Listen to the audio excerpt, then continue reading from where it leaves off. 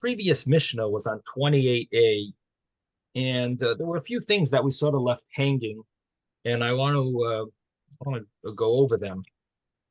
One of the things that was an issue in the Mishnah was the fact that Shammai obligated his daughter-in-law that just had a baby. He felt that the baby would be obligated in a sukkah, and he made a sukkah on top of the baby's. Looks like he made the sukkah on top of the mita, on top of the baby's crib, on top of the bed, bishvil katan because of this child.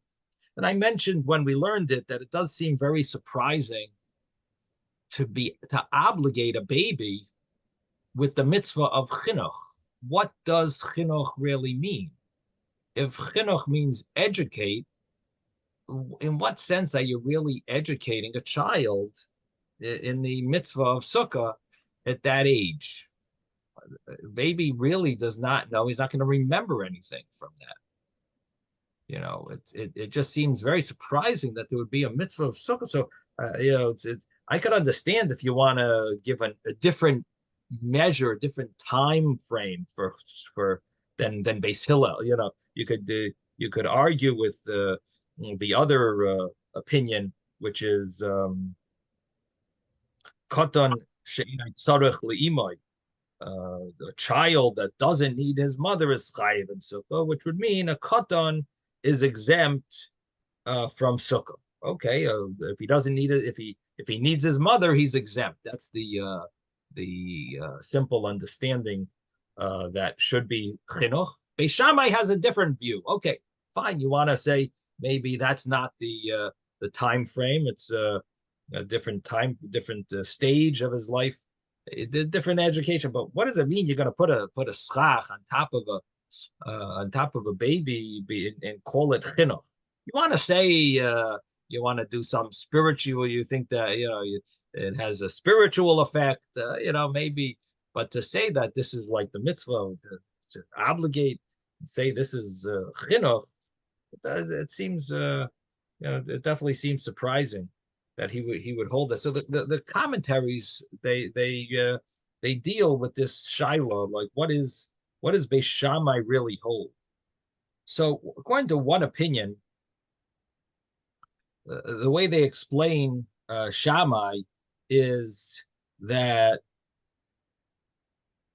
the Torah says Teishvu Kien Taduru, that you have to dwell in the sukkah the way you normally dwell in your house. How do you dwell in your house? That you live and you're together with your children. So Shammai held that because it's Teishvu Kien Taduru, you got to dwell the way you dwell in your house. So you would need to bring your children into the sukkah, not as a mitzvah of chinuch, but as a mitzvah of you fulfilling your mitzvah of sukkah, that you dwell in the sukkah together with your family. In other words, it's your mitzvah of sukkah that causes you to need your kids to be there as well, because that's the mitzvah of dwelling in the sukkah as if it was your house. If this is really your house, sukkah, you need your children to be there. The only thing is, our Gemara told us that a woman doesn't need to be, the wife doesn't need to be in the sukkah. What do you mean? A wife doesn't need to be in the sukkah? A wife, your wife should be obligated to be in the sukkah the same reason. This is your house. She should be there. In other words, it's your mitzvah of dwelling in the sukkah the way you would dwell in your house would obligate your children to be there. And the question on this is, maybe your wife as well should be obligated. And the answer is no. Your wife, you have no authority. You can't force her. A child, you can force. So because you're in charge of your children, so therefore there would be, according to Shammai, again, this is not the halacha, but just to understand where he's coming. What does it mean in the Mishnah that he's that he holds of this chinuch with the child. That what does he mean by this? So the answer is it's a mitzvah of teishvu kein taduru. It's an obligation of dwelling in the sukkah the way you dwell in your house, and you would need your family to be there with you in order for you to fulfill your mitzvah of dwelling in the sukkah properly. And since children are subject to your authority, therefore they would be obligated in dwelling. They would be obligated in dwelling in the sukkah, and so that's where Shammai is coming from. So it switches the whole concept. It's not chinuch. You're not doing a mitzvah of chinuch. You're doing a mitzvah of dwelling properly and feeling comfortable in your sukkah because your family is there. That's one pshat on that. One understanding of the mitzvah of according to Shammai. Now, according to that, you wonder if that would mean that a child would the children that are under bar mitzvah, would that include girls as well? Would that include young girls? Wow. In other words, it could be. Beis Shammai doesn't clarify what he holds. Does he hold, if young girls? I mean, he does say, Yolda kalosi shel Shammai because of katan, but or hakatan. Doesn't say katana. It sounds like it was a boy that a boy child, and not everyone agrees with that, but that's the understanding. But it would seem that maybe this mitzvah would apply even though girls are exempt from the sukkah. But the mitzvah that you have of teishvu kein taduru, to dwell the way you dwell in your house, obligates even young children. So it should would seemingly obligate the girls as well to dwell in your sukkah with you. I was just adding a little point to Shammai that maybe that would include even young girls. Maybe he would hold they're obligated. Again, once they become an adult, you can't force them. But seemingly, as a child, they would be obligated, not because of chinuch, because of teishvu kein tadur. You got to dwell. And even though the Gemara said teishvu kein tadur doesn't obligate the wife, that's regarding because you can't force her. But the child, you're in charge. So that's one of the interpretations. Now, another interpretation that they give is the fact that it is a mitzvah of chinuch, and the child is fit to sit and eat in the sukkah. It's capable, and therefore it's considered that he should already start doing it, which is an interesting question of what is the mitzvah of chinuch. Is the mitzvah of chinuch preparing yourself for when you're older? Or is it doing the actions that an adult does? So if chinuch means doing the actions that the adult does, I guess it doesn't, you could say it starts as a baby. In other words, it's not that you're preparing yourself for future, because preparing yourself, I don't know if you're really preparing yourself for the future. Again, there's a big question of what chinuch really is.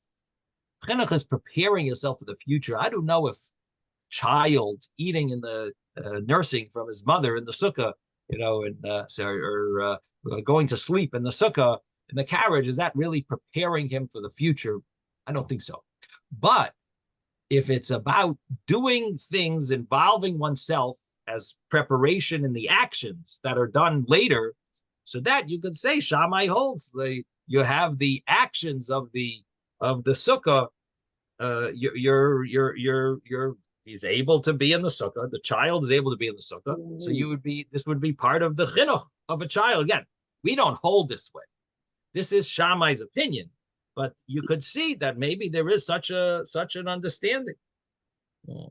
Even a day-old child is obligated in a sukkah. There is such an understanding. Yes, David. Yeah, the Rebbe talks about the music that the mother listens to while the child's in the womb affects the child. So how much more so once the baby is born? Right. Okay. So I mean, it sounds good, except that we don't find that chinuch really in any other mitzvah really applies in at that age. You know what I mean? Like there's certain age of each mitzvah of chinuch. So we don't really find such a concept of it's like there's a big debate nowadays. When I was young, no one had this debate, but nowadays there seems to be a debate. People think, oh, I have to bring my child to shul Yeah. because they're gonna oh it's such a holy place. My child should absorb, the holiness of shul or the davening. And so people bring their little kids to shul who can't daven. What do? They're running around. Or this when I was young, you came to shul if you knew how to say the words. You can't, or at least you want to sit still and say a few of the words. Fine, you came if you were going to do some of the davening, but you were at least going to sit still and then sit there. That was the understanding, at least in the shuls that I went to. Now, like people come up with this new idea. Oh, it's going to have a inspiration, and the child is going to be going to have an inspiration on the child for the rest of his life. I'm not exactly sure if that's true. I mean, he's actually learning how to run around. He's learning how to go and get candies from the candy man. He's learning how to how to kvetch. He's learning how to I don't know exactly if it's applicable. You're in an emergency situation, bro. You thought your child could be quiet. I'm not saying there's not cases where it's not the end of the world that you brought a child to show, but is that really the chinuch? Rebbe, Sounds good logically. Rebbe, yes. And Robert's been holding his hand up. Let Robert. I think it's the philosophy of osmosis. If they're there, it'll sink into them. When I was younger and I had to take exams and I ran out of time, my fantasy was if I ate the text that had the answers, I would integrate it into my system. Okay. And nowadays they have ice cream cakes that they have they can write it. Actually, you could actually print it, print the text. But Victor actually was told yes. So my question is, when you read the Maaseh, it just says Shammai did it. Right. It doesn't say he did it for chinuch. It just says he went up made the roof. He switched it from a roof to a sukkah roof, and it just says he did it. So how do we know? Is there such a thing that maybe it's a segula? It's something like you mentioned before, a spiritual thing that So for him, he says, oh, even the baby. I'm going to give the segula that the baby should start out in a sukkah. But chinuch, I don't see how you get chinuch from a baby that doesn't know whether he's here or there or. So there's two things. First of all, part of my question is based on the Gemara's wording that's added to the Mishnah, and the Gemara uses the word v'shamai mach. And Shammai was machmer. Shammai machmer sounds like it's more of a halachic type of thing than an inyan, segula, some type of a symbolic thing. It seems like he held that there's room for a chumrah here. There's room for being strict. And it says b'shvil hakoton, did it for the cut. That's one point. It sounds like it's more of a halacha thing.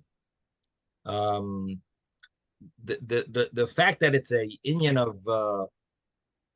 of chinuch, you're right. Not necessarily is it chinuch. The first answer that we just gave is, and Ritva brings this idea that it's part of the mitzvah of teishvu kein taduru.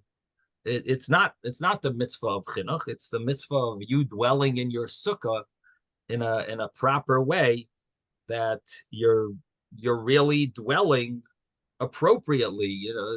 This is your permanent, dwelling, and you're showing it by bringing your children into the sukkah, that's how you're permanently dwelling. So that would be the another way of looking at it. That's not chinuch. Now, the second thing that I wanted to tell you is that there's two ways of looking at chinuch, and the way you're looking at chinuch is like preparing you, that you have to prepare to educate yourself or educate your child for later. That's only one way of looking at chinuch. There is another element of chinuch, is that the obligations that we obligate an adult, we place on a child. Meaning, it's not that we're preparing them for when they become an adult. It's that the rabbis felt that we should already start things, the obligations that the Torah obligates an adult, we start them on children. Now, you could argue with me and say, but what would the reason be to do that? Why would there be an obligation if it's not educational for them? Why are you doing it? In other words, putting a child and wheeling him when he's about to fall asleep, wheeling him into the sukkah so he sleeps in the sukkah. What exactly are you gaining from that? But the concept of chinuch, that it's doing the actions that an adult would be obligated when they're bar mitzvah according to the Torah, we place them. The rabbi said we're going to start early. We're going to start that early on, and the obligation would begin once it's possible to do. So it's not that it's really benefiting the child and how they're going to do things when they get older, but it's the fact that the rabbi said once the child can do things, we don't wait for them to be obligated as a bar mitzvah. The rabbis obligated them once it's capable of fulfilling it. This is something capable of fulfilling, because the child you're anyway pushing in a stroller, stick him in the sukkah. So that would be the idea of chinuch. So you get the point, Victor, that there's a different way of looking at chinuch. Okay, Isaac, you've been waiting patiently. You wanted to say No. What I was talking about was just that my earliest and fondest memories was running around in shul, making trouble, and then straightening up and having to clean up to be able to do Anan Zmiris, just to open up the Yaron. It was a big shul with, the stage and the whole operation. And is it chinuch? It was nice. It made it an enjoyable experience. It wasn't just, being beaten up. So that was my 2 cents on that. That's right. But it sounds to me that you're talking about an age where you could read and you could sing on Zmiros. No. I'm talking about just opening the Yaron. Somebody had to open the Yaron and stand there in front of a crowd of whatever hundreds of people. So it was to keep you busy and out of trouble, right? Yeah, right. Rabbi. Right. Yes. My earliest memory is when I was about 12 months old. I got my tonsils out, and they gave me ice cream in the back of my parents' car, and I was standing in the back of the parents' car where they didn't have any car seats or anything like that. And then I was standing in the back, and I was having ice cream after I got my tonsils out. I was about 12 months old, they told me. And you remember when you were 1? Wow. Yeah. Wow, that's impressive. I don't know too many people. I remember the ice cream at 2. Anyway, all right. And if I would have had the ice cream in the sukkah, I would have remembered it even more. Right. So what you're trying to say is that maybe children do remember things. Yep, they do. Yeah, we do. Even a baby, but yeah, interesting. All right. Anyway, so these are some of the comments. Now, some argue with this idea that I'm sharing and say it's impossible to connect this obligation that Shammai has to a baby that was just born. And they want to say that even though in the Mishnah it sounds like Shammai did this right when the baby was born, but they want to say, and this is, to me, it's a little enforcing interpretation, but Shammai, the story in the Mishnah was Shammai's daughter had a child, and when that child was born, Shammai decided to fix the roof of the sukkah and make a add on or make or fix the roof of the house to make it into a sukkah, not only for that baby, but really for the other child who was already 5 years old, who was maybe not the age of the regular chinuch that we hold by, but he was in Shammai's opinion, even a younger child would be obligated once they're capable of, a little understanding or, acknowledging that they're in a sukkah, once they're capable of at least acknowledging. So in other words, Shammai was doing this really for a different child, and that's why it doesn't even say if he had a boy or a girl, if his daughter gave birth to a boy or a girl. It just says that she gave birth, because at that point he changed the roof really for the other child who maybe was in the house, who the older boy that was there. Now, that really doesn't say that in the Mishnah. That's a little pushing such a shot in, but that's the way. Who brings it? I think they bring it.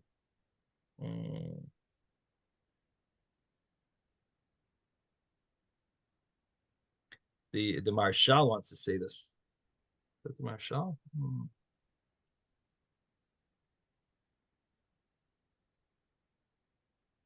Lamed Gimel. Marshal and Yavamas.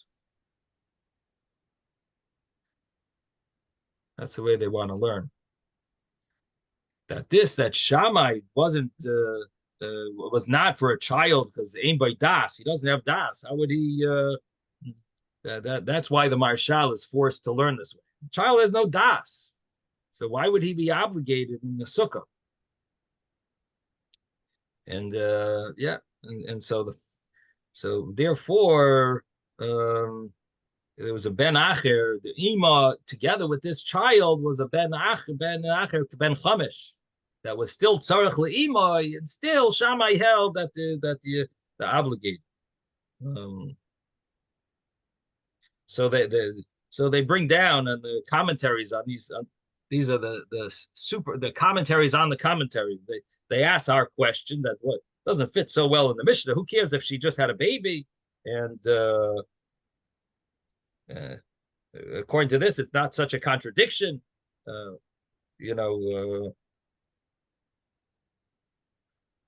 Maybe the other child was old enough. Who says the contradiction? How do you know? Shammai argues. They ask all these questions.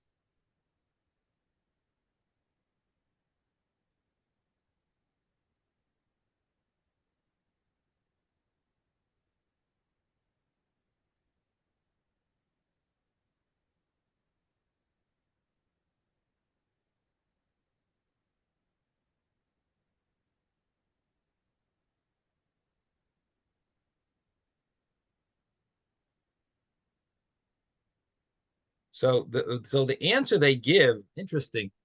They say really the mother would have taken the other child into the sukkah. This is the way they answer it. Why does it tell us that the mother had a baby? Because that's why she was busy with her little baby, and she wasn't able to take her other child into the regular sukkah. And her other child, according to Beis Shammai, would be obligated in the sukkah. So it says she had a baby. So therefore, what did the Shammai do? He says, I understand you can't take your other child into the sukkah. I'll make a sukkah here really for the other child because you are busy with the baby. Therefore, I'll make the sukkah here. So that's the way they explain it. It's a little understandable. It's definitely a surprising shot, but that's definitely I guess you need to add that into to understand it. Very interesting way of learning it. But it's based on this question that how could you? He's an Einoi Ben Das. The child is not a Ben Das. How could you do chinuch for such a child?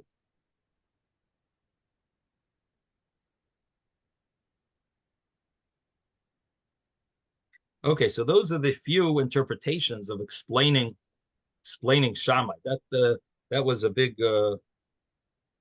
question how we were learning that. Okay, now the other question on the Gemara is this is another topic that I wanted to mention, and that is that we find there is a concept that women are obligated in some certain mitzvahs. And the Gemara says, why are they obligated in certain mitzvahs? Af hein hayu ba'isai hanes. They were part of the miracle. One of those cases is Hanukkah. Hanukkah is a case where women are obligated. Hanukkah, of course, they're yaitze when the husband lights. There some probably have the women light as well, but there is such a minhag that the men light, and even people who everyone lights, even the custom that Ashkenaz follows that everyone lights, but there are customs that only the men really light, and the women are yaitze with their husband, and so on, or the father. But the fact is that women are obligated. This is one of the few cases where we can be yaitze from their bracha.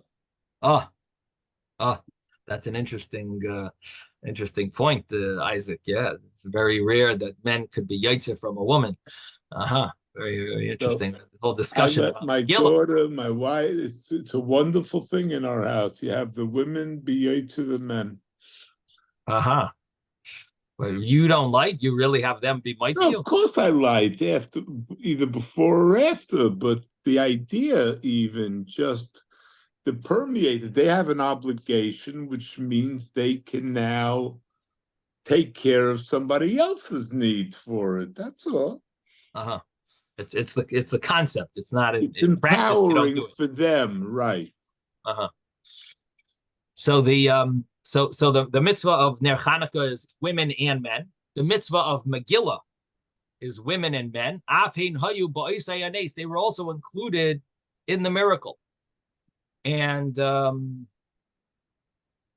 think it says by Daled Kaisis also. Afin hayu ba'isai hanes. I have to look it up, but anyway, so the women are obligated in many of the mitzvahs. They're also included in the miracle of. They're also included in these miracles. They're obligated. So the question is, what about Sukkah? Sukkah, seemingly, women should be obligated in Sukkah because, so we came up with all these heterim for women. Number one, we said it's a mitzvah saseh shazman grum.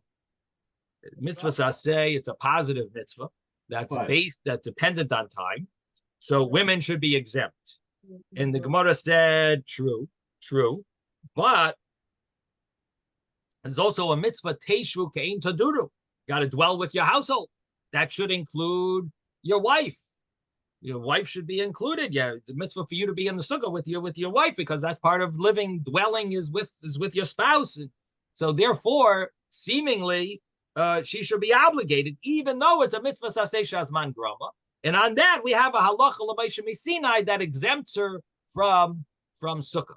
But the question is, what do you need a halacha l'maisha Sinai for to exempt a woman from sukkah? Because of teishvu te'ein taduru, because otherwise you would know that you have to dwell in the sukkah. Teishvu te'ein taduru. And why does it work? Why does a halacha l'maisha Sinai, or maybe a halacha l'maisha Sinai will exempt her? But why doesn't the Gemara mention the concept that you would think that a woman would be obligated because of Afin Hayu? In other words, instead of Teishvu Kein Taduru, or instead of the other reason, Chamisha Asar, that a woman is obligated in Matzah, so she should also be obligated in Sukkah. And on that, we have the halacha l'maisha Sinai. We have a tradition that they're exempt. It would seem that there's another reason as well that should be mentioned, and that is Afin Hayu ba'isei hanes, that they were also included in the miracle of the Anane Kavod. Hashem gave us clouds of glory. The women also benefited from those clouds of glory. So seemingly, they should be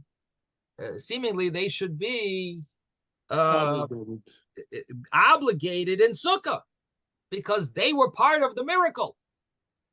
So why isn't that mentioned as well here as one of the reasons to obligate them? Again, we know that they're exempted, but seemingly they should be obligated because Afin Hayu ba'isai hanes. They were also included in the miracle of the Anane Kavod, of the clouds of glory.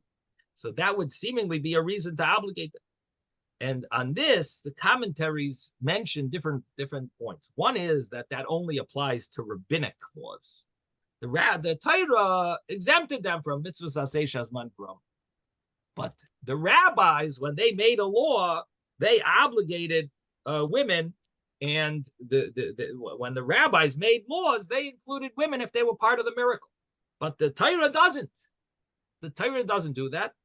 The rabbis do that. So it only applies to a rabbinic law. It doesn't apply to a biblical law. We don't have that concept. Again, Torah exempted women.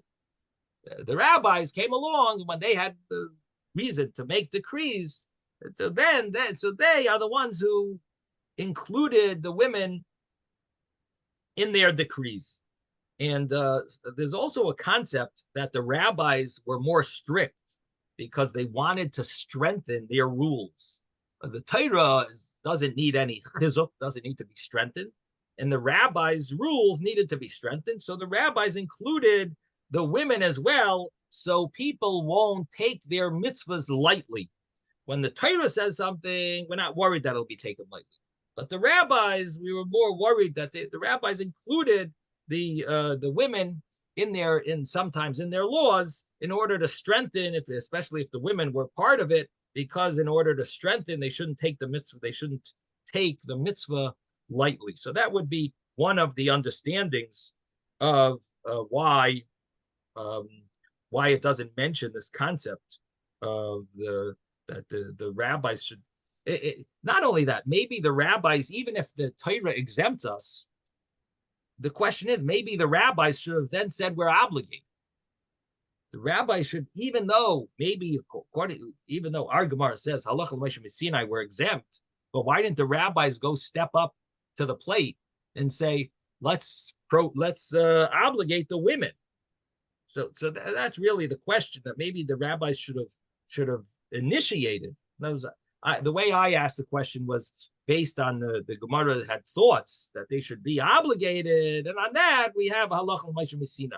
But the truth is, even after you have all this conclusion that halacha l'Moshe Sinai, we have a tradition that they're exempt, but still, why did the rabbis go and obligate them afterwards? The rabbis should have obligated them on that. We say no, the rabbis only obligate on a mitzvah, the rabbinic law, not on a biblical law. Biblical law, the rabbis didn't obligate the women for. Another understanding is that all of these cases are cases where when we say women are obligated, is when the women were involved in making the miracle. The story of Hanukkah, who was involved? Yehudis, the daughter of the Matisyo Kohen Gadol. She gave cheese and wine to the governor, to one of the main commanders, and cut off his head. And so she was one of the main. She played an important role in Purim.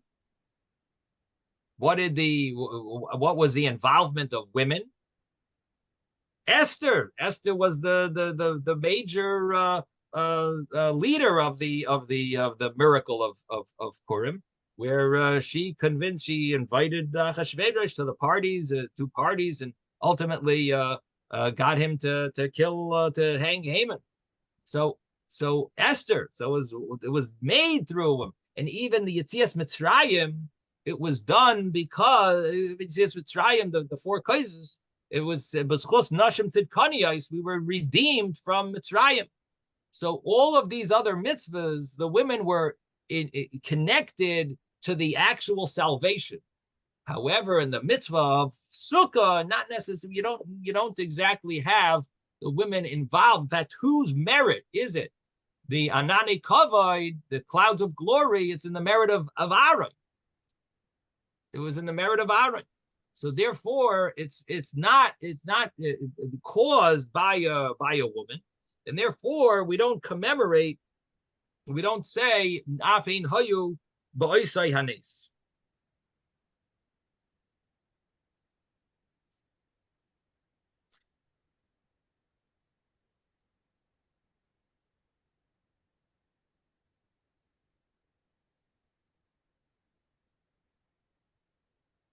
There is another interpretation that they give, that because not only is there a mitzvah saseh shazman grama, not only is it a positive mitzvah dependent on time, but it's also there's also a halacha l'maisha Sinai. We've got like 2 reasons already to exempt them. The rabbis weren't going to go and start up now. They're not going to start obligating women once you have even halacha l'maisha. In addition to mitzvah saseh, it's a positive mitzvah dependent on time. At this point, they said, no, we're not going to obligate the women. Okay, so anyway, this is some of the commentaries on the previous Gemara. Some important points to mention. And Rabbi, yeah, at the end of the Gemara here, it talks about Shammai Hazakin. Why all of a sudden they put that Hazakin when all along they were talking about him without the Hazakin? It's one and the same, Shammai. Yeah.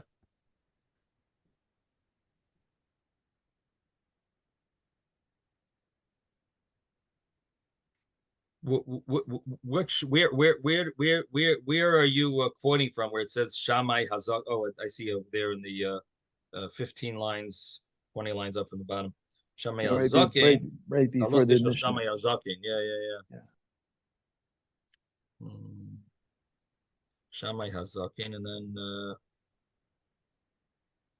Shammai Hazakin. And then the Mishnah. The Mishnah also said Shammai Hazakin.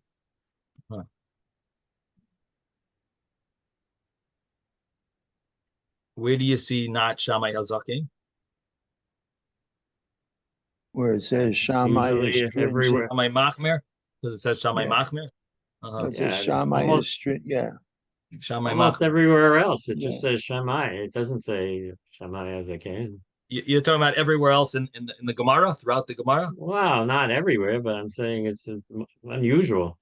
Like David is saying, it's unusual that one place they're calling him as a can. I'm not sure. I think maybe generally we're talking about Beis Shammai, Beis Hillel. We're talking about their students. So there it doesn't say Hazakin. I think maybe that's where we're Shammai himself. I don't know if it's I'd have to look through a one of these search buttons to search. The story where he's doing the sukkah. It doesn't sound like it's the whole Beit Shammai is doing that. It sounds like Shammai himself is doing it. Yeah, and there it says Hazakin. Oh yeah. Oh, so that's why. Yeah, okay. That's why you're saying. Okay, yeah, but that makes sense. Before it says Shammai Hazakin, it says Shammai's Machmir. Yeah. No, I don't know that it has to every time mention his description. But generally, maybe it does mention Hazakin. I have to look through the search of Shas and see, when it's just talking about Shammai, not his yeshiva, not his students, but himself. We'd have to look through and see if it's, how rare that is. Which one is more common, Hazakin or not Hazakin? Because they make it sound like 2 different people. Yeah, I hear what you're saying. It's also the fact that maybe it doesn't have to mention his description every time. Anyway, whatever. It's a good point. Thank you for mentioning it. We'll have to keep our eyes open, I guess. We'll see if it's mentioned other times. See, if they mention it at the beginning of discussing him, then they can mention just Shammai after that. But here they're mentioning Shammai the whole time, and then all of a sudden at the end that they mention Shammai Hazakin. Yeah, I mean, I think you're making it bigger than it is. How many times are you talking about? Once? The whole time they're just mentioning Shammai. It's only once. Weren't they talking about Shammai? Beis Shammai. The previous time was Beis Shammai. Oh, okay. I was like, there's only once. I don't know if it's such a big amount of times. Okay. So and it's based on the Mishnah already said Hazakin. So the Gemara not necessarily does it have to say. It's also the Gemara is explaining that the Mishnah is missing words. So the Gemara doesn't need to say we're missing 100 words. Would rather minimize how many words is missing. So it just says Shamai Machmir instead of Shamai Hazaken would be because we're talking about words that are missing that you have to, it's in other words, we're saying that we're sort of like shortening the Mishnah. The Mishnah should have had a few extra words. So we're just saying could have also said Shammai. I mean, we don't want to overdo how many words are being missed. Okay, anyway, but we'll have to see throughout Shas. If you stay with me for another like 50 years, we'll finish Shas, hopefully. That's Hashem. We'll be able to compare it to other cases. Okay. We're looking forward to it, Rabbi. Thank you. All right, so we have so let's just go over what we the actual Gemara that we learned yesterday, that we learned on Friday. So the Gemara had said that we learned from Ha'ezrach that the letter Hey would have been that the Gemara said that what do you do now that we know that Sukkah is a halacha l'moshe Sinai? So the letter Hey of Ha'ezrach seems to be extra. What does that mean? That before we had a contradiction. It says Ha'ezrach in two places. In each place seems to be contradictory. One place Ha'ezrach was including, one place Ha'ezrach was excluding. And in the conclusion of the Gemara, it said that you're right. So one case is a halacha l'moshe Sinai. In other cases is actually learned from the word Ha'ezrach. So the conclusion of the Gemara is that Sukkah, you really have a halacha l'moshe Sinai to exempt women. In the other case of Ha'ezrach, includes women. That was in the Ha'ezrach that the Gemara was asking. Contradiction that the Gemara had asked initially was that Ha'ezrach was regarding the law of Ha'ezrach Ager Hagar B'Seichechem, that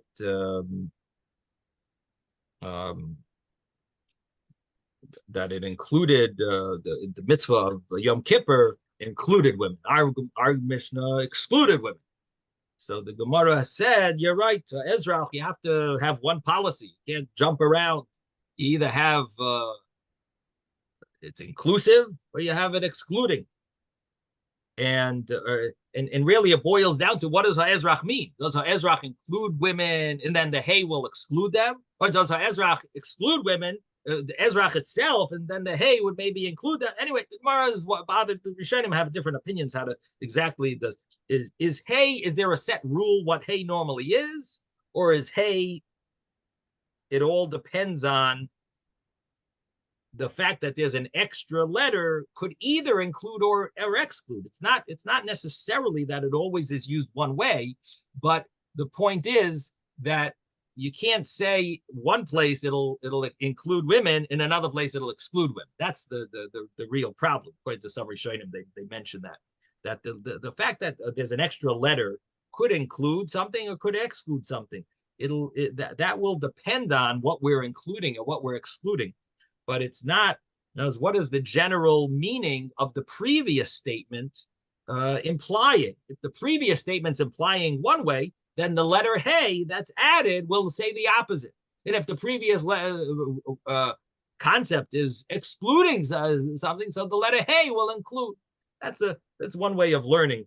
In other words, not that the letter Hey really means something specific, but rather that it could be used either way, but it really depends on what the previous thing is. Anyway, so the Gemara had this problem that Yom Kippur we include women, and Sukkah we exclude women. Ultimately, the Gemara said, you're right, one is a halacha l'moshe Sinai and one is learned from the letter Hey. So then what do you do with that extra Ha'ezrach? What are you doing with that extra Hey from Ha'ezrach? That was the Gemara's question.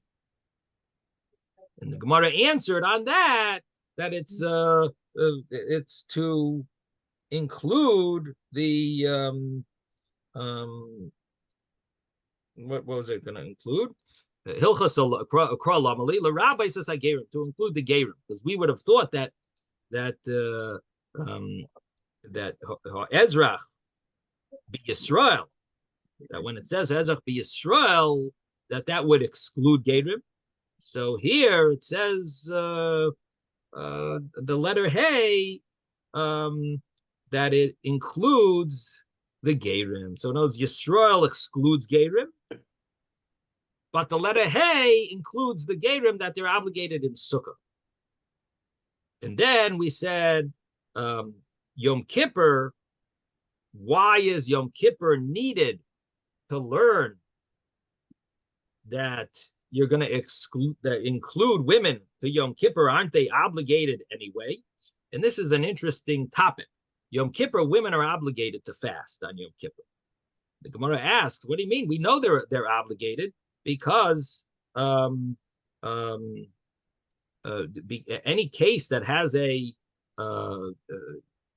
punishment women are obligated. It's only cases where there's no punishments, like an extra mitzvah saseh, a positive commandment. That's where they're exempt. But here you have punishment is kares, is the serious capital punishment. The serious punishments here. So therefore, you would think that the women are anyway obligated. What do you need the letter Hey to include women? So on that, the Gemara said, you're right. And the letter Hey is to include the extra time that we add to Yom Kippur. There's no punishment. We have to add on to Yom Kippur before Yom Kippur and after Yom Kippur. Because we have to add on to Yom Kippur before and after, that's where the letter Hey is going to include women for the addition. And what does the Gemara say? The Gemara said that I would think they're not going to be obligated in this extra. Kamash Malan, it comes and lets us hear that they are obligated. Now, what does that mean? They are obligated in this extra mitzvah of Yom Kippur. What does that mean? Women are generally exempt from a mitzvah saseh shehazman grum. Women are generally exempt from a positive mitzvah that are dependent on time. So why now are they going to be obligated? So the letter Hey is going to teach us that in the case of Yom Kippur, they are obligated. But would that be, in other words, what are they obligated? They're not allowed to eat. In a certain sense, this is a unique mitzvah. Why? Because it's written in a positive way. It's written as you should be, you should pain your soul. Pain your soul is a positive mitzvah, but what it tells you to do is don't do anything that wouldn't be paining your soul. Don't eat, don't take a shower, all of these things are done in a way as if it was a negative commandment. So it's a positive commandment, but it's implying to do a negative commandment. And I was written, it could have said, don't eat, don't take showers, and don't anoint oneself with oil, and so on, and don't wear leather shoes, and don't have marital relations. It could have said it in a negative way. It says it in a positive way. So the Gemara is saying that here, the letter Hey teaches you that all such cases that are positive mitzvahs, but they're really negative, they're really sit back and don't do anything. They're not, it's more of a not to do something. It's a positive mitzvah, but it's meant to tell you not what not to do. These type of cases, women are going to be obligated. In other words, it's more of a, this could be teaching us more of a general idea.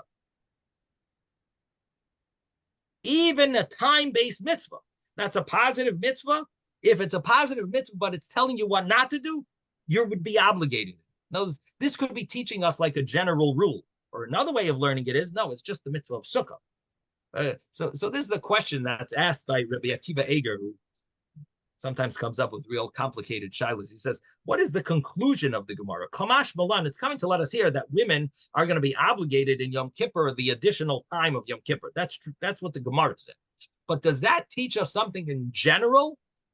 Or is it just a specific law about Yom Kippur? Is it teaching us always, whenever you have a positive mitzvah that really is like a negative mitzvah because it's telling you what not to do, would that all cases women would be obligated, even if it was a time limited by time, or is it just saying in the case of Yom Kippur, it's obligating women? It's an interesting question that Kiva doesn't answer. Kiva Eger just mentions there's two ways of learning it. Learn it either way. The question would be also, what is the difference? What would be another case? We would have to find another case where this would be make a difference. What would be another case where you have a positive mitzvah on about a Yom Tov, about a time that's time limited? You first have to find a case, I guess, where that would, what would be the example where this would make a difference. But in any event, the point that he's making is that the Gemara doesn't clarify what it really, the full extent of the lesson that it teaches us. It just says that women are going to be obligated in Yom Kippur.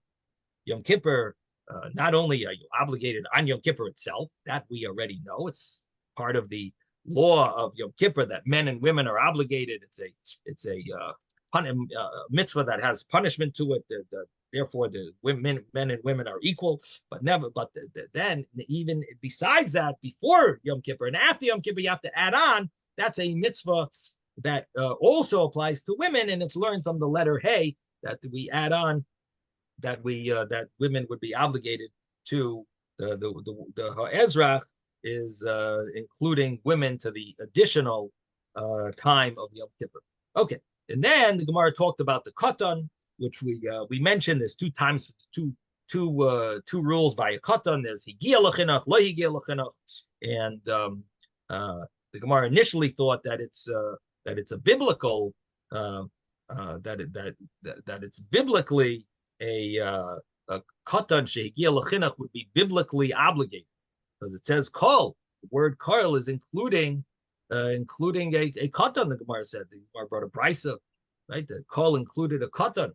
So biblically obligated. How could he be biblically obligated? A child is only a rabbinic.